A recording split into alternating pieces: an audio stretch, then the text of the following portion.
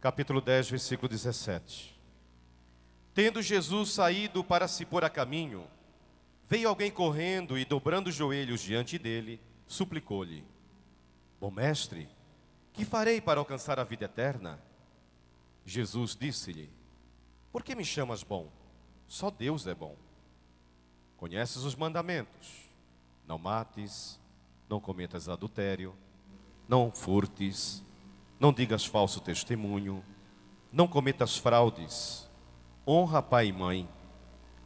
Ele respondeu: Mestre, tudo isso tenho observado desde a minha mocidade. Jesus fixou nele o olhar, amou e disse-lhe: Uma só coisa te falta. Vai, vende tudo que tens e dá-o aos pobres, e terás um tesouro no céu. Depois vem e segue-me. Ele entristeceu-se com essas palavras e foi-se todo abatido, porque possuía muitos bens. E olhando Jesus em derredor, disse a seus discípulos: Quão dificilmente entrarão no reino de Deus os ricos. Os discípulos ficaram assombrados com suas palavras, mas Jesus lhes replicou: Filhinhos, quão difícil é entrarem no reino de Deus os que põem a sua confiança nas riquezas. É mais fácil passar o camelo pelo fundo de uma agulha do que entrar o rico no reino de Deus.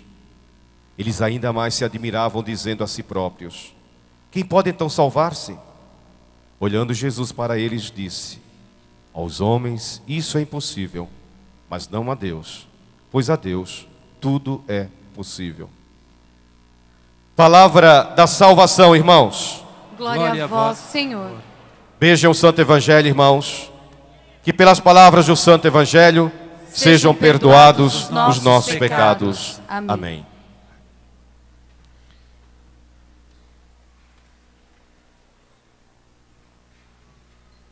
Meus irmãos, minhas irmãs do Senhor,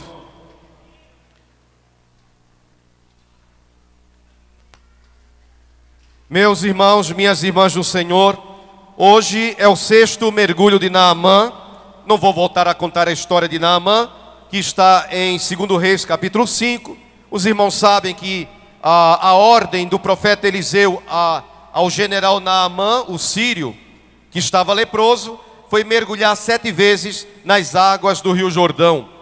Hoje nós vamos meditar no 6º mergulho, que é o mergulho da submissão.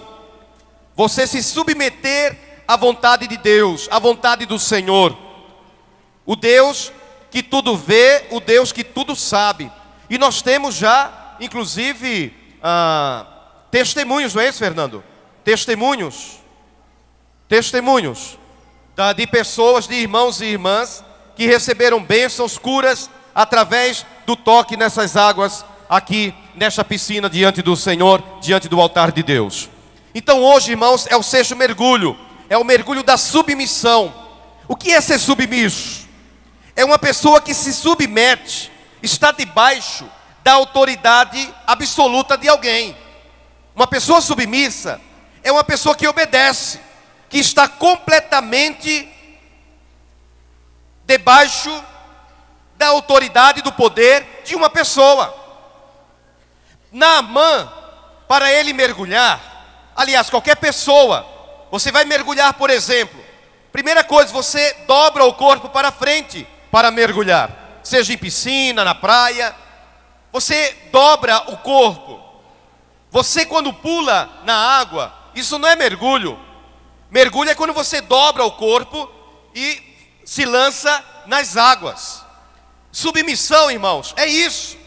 É você se dobrar diante de Deus. É você se humilhar diante de Deus.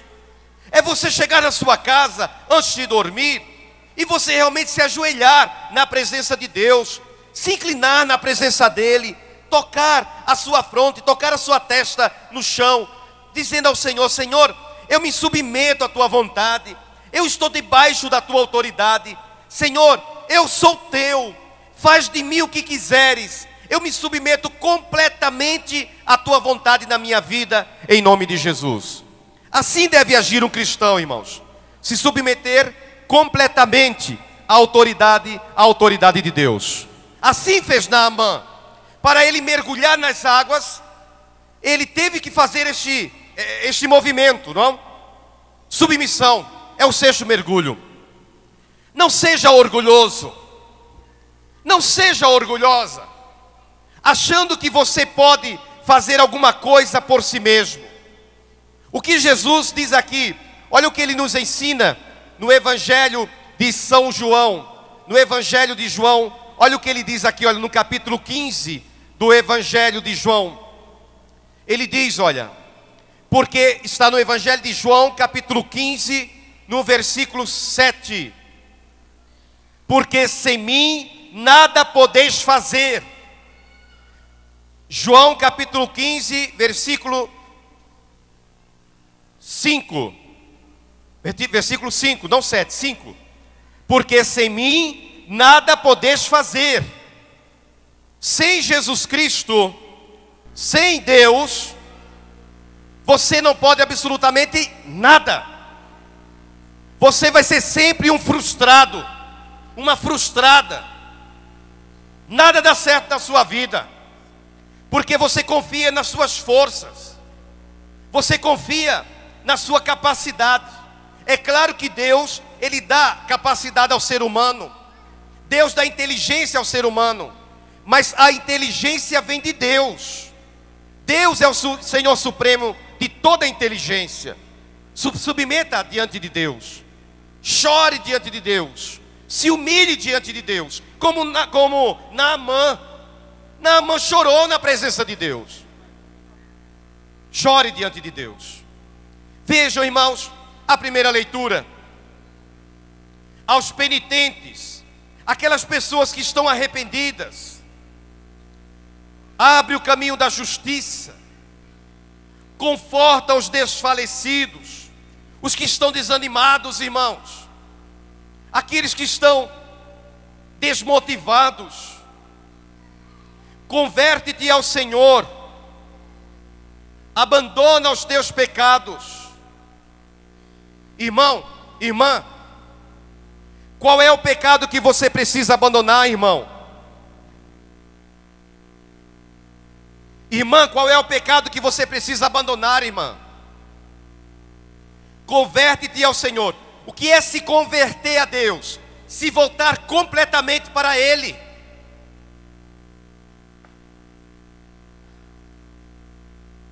Abandona os teus pecados. Aquele pecado muitas vezes de estimação. O que é o pecado de estimação? É aquele pecado que você tem e você está tão acostumado, está tão habituado com ele, que ele agora faz parte da sua vida. Como por exemplo um cachorrinho, um animal que você tem de estimação. Aquele pecado se torna um pecado de estimação. E a palavra de Deus diz: abandona os teus pecados, ora diante de Deus, diminui as ocasiões de pecado. Irmão, irmã, se você não pode beber, não toque em bebida alcoólica. Se você não consegue ter equilíbrio, se você não consegue, não toque em bebida alcoólica. A Bíblia diz: diminui as ocasiões de pecado. Em Eclesiástico 3, versículo 27 diz: quem ama o perigo, nele perecerá. Ora, se eu sei que eu não tenho autodomínio, se eu sei, me conhecendo, que eu não consigo, se eu tomar bebida alcoólica, eu vou querer mais. Aí vem o velho homem. Tudo aquilo que eu abandonei no passado, tudo aquilo que eu renunciei ao passado, vai voltar, irmãos. Escuta, igreja, o que Jesus diz. Olha o que Jesus ensina no Evangelho de Mateus, no capítulo 12, no final do capítulo 12. Preste atenção, irmão e irmã. Jesus diz: um demônio, ele é expulso. Um exemplo: o irmão está envolvido, ou a irmã está envolvido no alcoolismo, destruindo a família, gastando todo o dinheiro com bebida, com prostituição, uma vida destruída, e levando a família junto. Levando a família junto. É um demônio. É um demônio. Não brinquem. Para cada vício existe um demônio por trás. E não venham com essa história de que, não, quando eu quiser, eu mudo. Jesus diz claramente em Lucas capítulo 5, 15, versículo 5: sem mim nada vocês podem fazer. Não confie nas suas forças. Não confie na sua força. Não confie que você vai quebrar a cara e vai levar muita gente junto. Isso é orgulho. Isso é orgulho. Quando eu quiser, eu paro. Isso é orgulho. Somente no poder de Jesus de Nazaré você pode se libertar dos vícios. Voltando para cá, guarda o que o padre vai falar agora. Eu sou pastor de vocês, deste rebanho, e eu tenho que orientar minhas ovelhas. E você, como ovelha obediente do rebanho de Deus, escuta o que eu vou falar agora. Para cada vício existe um demônio específico, um diabo, um demônio, para aquele vício. Atrás do alcoolismo existe um demônio que arrasta a pessoa, que amarra a pessoa. Lembrando que o diabo vem para matar, roubar e destruir. Enquanto o demônio não destruir a vida daquela pessoa, enquanto o demônio não devorar aquela pessoa, ele não sossega. Não brinquem. Não brinquem com o mundo sobrenatural. Não brinquem com o mundo espiritual. Não brinquem. Jesus diz, no capítulo 12 de São Mateus, no final: um demônio é expulso. Um exemplo: alcoolismo. O irmão orou a Deus, confessou o seu pecado, fez jejum, orou a Deus. Deus libertou o irmão. Aquele demônio é expulso. Escuta, igreja, presta atenção, para depois sair daqui: não entendi a palavra de Deus. Vejam, a igreja orou, a igreja intercedeu, a igreja fez jejum, o irmão ficou liberto, o demônio foi expulso, o demônio do alcoolismo foi expulso. Escuta, igreja, Jesus diz que aquele demônio que foi expulso, é Jesus quem ensina, não sou eu, é Jesus, o Senhor. Aquele demônio, ele vai ficar vagando pelo mundo, vagando.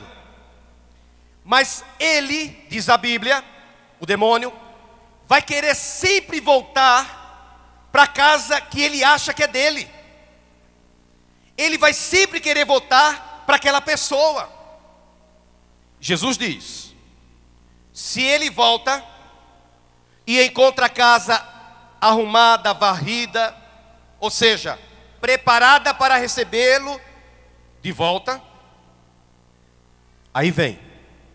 Jesus diz: O demônio não volta sozinho. Ele chama 7 demônios. Igreja, escuta igreja, aqui. 7 demônios piores do que ele. Se a vida da pessoa já estava uma desgraça, se a vida da pessoa já estava destruída com um demônio, quando ele volta, o demônio, ele chama 7 demônios piores. Irmãos, isso é muito sério, irmãos. Piores do que ele. E agora não é mais apenas um demônio. São quantos? Quantos? São 8 demônios alojados na vida daquela pessoa. Por isso que a queda da pessoa, quando a pessoa volta para a vida passada, a vida de pecado, a vida de imundície, de vício, a pessoa cai de cabeça. Olha o que diz a Bíblia, irmãos. Diminui as ocasiões de pecado. Lembram de Sansão? Sansão, ele tinha a força dele nos cabelos. Ele tinha 7 tranças enormes. Um dia, Sansão foi procurar uma mulher no vale de Soreque, que não era a terra dele. Sansão, ele era forte. Um dia, diz a palavra de Deus, Sansão arrancou os portões da cidade de Gaza. Cada portão, irmãos, pesava 3 toneladas. Sansão arrancou os portões como se fosse papel. Tal era a força de Sansão. Mas Sansão tinha uma fraqueza. Talvez essa fraqueza seja a sua, meu irmão. A fraqueza de Sansão qual era? Qual era? Mulher. E por causa de uma mulher chamada Dalila, traidora, uma mulher que se aproximou de Sansão para descobrir o seu segredo, Dalila foi comprada. Cada príncipe filisteu prometeu a ela 1.100 pratas, 1.100 moedas de prata, para descobrir o segredo de Sansão. 3 vezes Sansão mentiu. Na 4ª vez, ela usou todo o seu poder de persuasão, todo o seu encanto de mulher, todo o seu encanto feminino. E Sansão contou para ela qual era o seu segredo: que a sua força estava nos cabelos. Os filisteus vieram, cortaram os cabelos, as tranças de Sansão. Sansão foi preso, teve os olhos furados, e assim, depois ele causa um grande desmoronamento no palácio, e ele morre juntamente com os filisteus. Diminui as ocasiões de pecado. Ora, São Paulo diz: tudo eu posso, mas nem tudo me convém. Eu sou cristão. Você é cristão, cristã. Cuidado, irmãos. Cuidado. Cuidado com os falsos amigos que o demônio coloca na sua vida para levar você à perdição. Cuidado. São Pedro diz na sua primeira carta, capítulo 5, versículo 8: sede sóbrios e vigiai. O vosso adversário, o demônio, anda ao redor de vós, rugindo. Assim, ó, olha aqui, irmãos. Olha aqui, olha para o padre aqui. Alguns irmãos se dispersam rápido na pregação, não sei porquê. O demônio está assim, ó. A Bíblia diz, primeira carta de Pedro, capítulo 5, versículo 8: O vosso adversário, o diabo, anda ao redor de vós, como um leão, rugindo. Qual é o rugido do leão? Vocês acham que o demônio vai se aproximar rugindo, fazendo barulho? Não. O rugido do leão é suave, do leão, diabo. Ele fica falando para você: todo mundo faz, você merece ser feliz. Dá o troco. Traiu? Foi traído? Traia também. Deu troco. É o direito seu. Alguém te machucou? Machuque ela também. Machuque ele também. É o rugido do leão. A Bíblia diz que o diabo fica, olha assim, irmãos, olha, observando.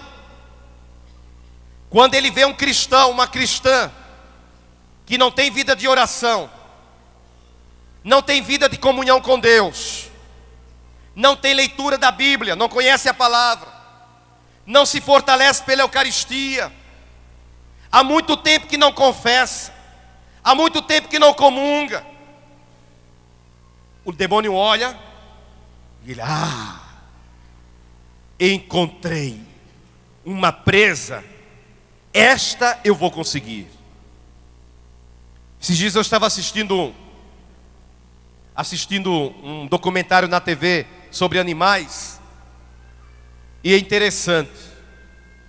Na África existe um animal chamado gnu, parece um búfalo, um touro, uma coisa assim, e eles ficam em bandos.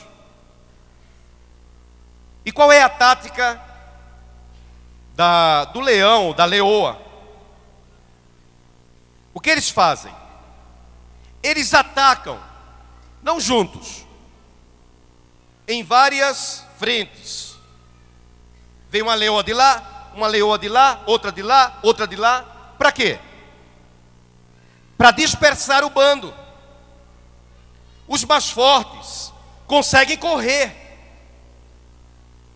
Quem fica para trás? O mais fraco, o que está doente, o que acabou de nascer.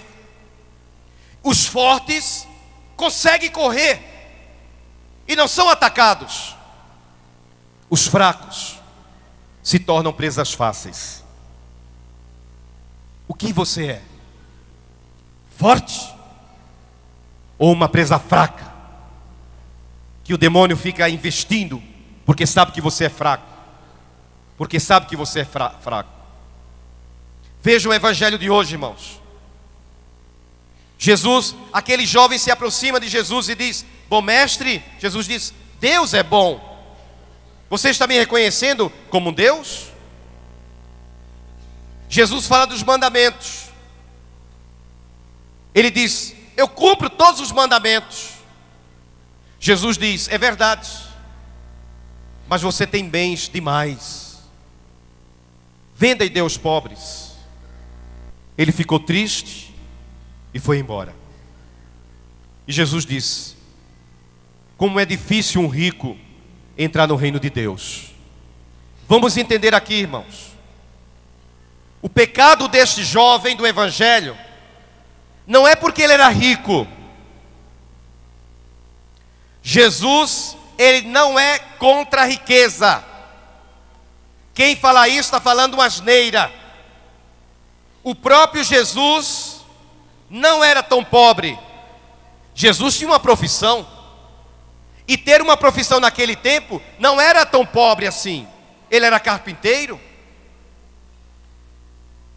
Quando Jesus diz: quão difícil é o rico entrar no reino de Deus, significa como é difícil uma pessoa demasiadamente apegada aos bens se desfazer dos bens por algo maior, que é o reino de Deus. Padre, é pecado ter um carro novo? Não. Padre, eu tenho um apartamento, mas eu quero comprar um apartamento maior. É pecado ter um apartamento melhor, mais bonito? Claro que não. Padre, meu sonho é ter uma chácara, é ter uma fazenda, e eu vou comprar. É pecado? Claro que não. Então qual é o pecado, padre? É você fazer do carro, do apartamento ou da fazenda o centro da sua vida. Se o Senhor chamar a você agora, o seu carro vai ficar ali. Se ninguém tirar o seu carro, ele vai ficar estacionado ali, porque você sobe e o carro fica. Se o Senhor chamar você agora para a eternidade, para a presença dele, você não volta mais para a sua casa. Outros vão dormir na sua cama, outros vão viver na sua casa, porque você não estará mais aqui. Por isso que Jesus diz: aquele que é demasiadamente apegado, quão difícil é entrar no reino de Deus. É mais fácil um camelo passar pelo buraco de uma agulha. Explicando, irmãos, já estou terminando. Quando Jesus fala buraco da agulha, não é a agulha que nós entendemos, agulha de costura, irmãos. Não é isso. Seria impossível mesmo, não. Imagina um camelão passar por um buraquinho da agulha. Buraco da agulha, se você olha uma muralha daquelas cidades antigas, sobretudo na Europa, onde havia muitas guerras no passado, agulha, irmãos, é aquela fresta, é aquele buraco horizontal, vertical, onde os guerreiros, no tempo das guerras no passado, lançavam flechas contra os inimigos nas guerras. Então, quando você olha na muralha, você vê muitas frestas, assim, olha, verticais. Aquilo é agulha. Quando Jesus diz: é mais fácil um camelo passar pelo buraco de uma agulha do que um rico se salvar. E camelo também, na verdade, não é um animal. O camelo é uma espécie de corda muito grossa que os marinheiros usavam no passado. Aquilo é camelo. E agulha é aquela fresta onde os guerreiros no passado lançavam flechas nas guerras que aconteciam. Terminei. Amado, amada, o seu coração é totalmente de Jesus? Responda para ele, não responda para mim. Porque se você responder para mim, eu vou acreditar. Responda para ele, porque somente ele conhece o seu coração de verdade, não eu. Você ama realmente Jesus Cristo acima de tudo e acima de todos? Para terminar, namorados que estão aqui, você ama muito seu namorado ou sua namorada? Se o seu namorado chegar para você, minha irmã, e falar assim para você, você decide: ou você abandona a igreja, ou você abandona Jesus, a Eucaristia, ou eu vou embora da sua vida. Ou ela fala para ele. Estou falando isso porque eu já sei de várias situações assim. Qual seria a sua decisão? E o seu marido?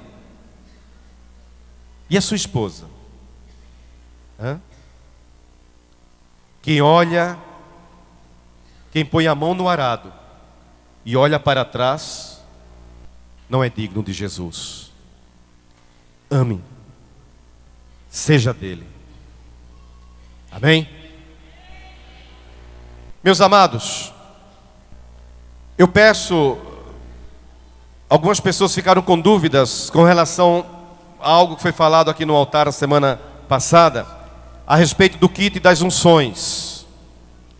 Eu quero lembrar aos queridos irmãos que este kit de unções, água, óleo e sal, nós usamos para o nosso alimento. Pode usar também para a unção também. Água, óleo e sal. Foi exorcizada a água, foi exorcizado o sal e foi exorcizado o óleo. Padre, mas não é azeite, é óleo. O azeite se usava na antiguidade. Hoje somos poucos que usamos azeite. E nós devemos atualizar, é claro, a prática cristã. O sal é o sal refinado, sim. Por quê, irmãos? A igreja ensina que o sal tem que ser dissolvido na água. E o sal que você pode dissolver na água é o sal refinado. Então, adquira o kit das três, do óleo, da água e do sal, para o seu uso, para o seu alimento.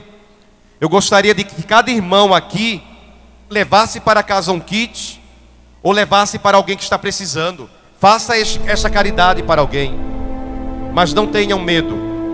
A igreja, ela abençoa óleo, sim, ou azeite, sal refinado, sim, e a água que todos conhecem já, a bênção da água. Então, usem mesmo na sua casa e na casa de alguém que está precisando.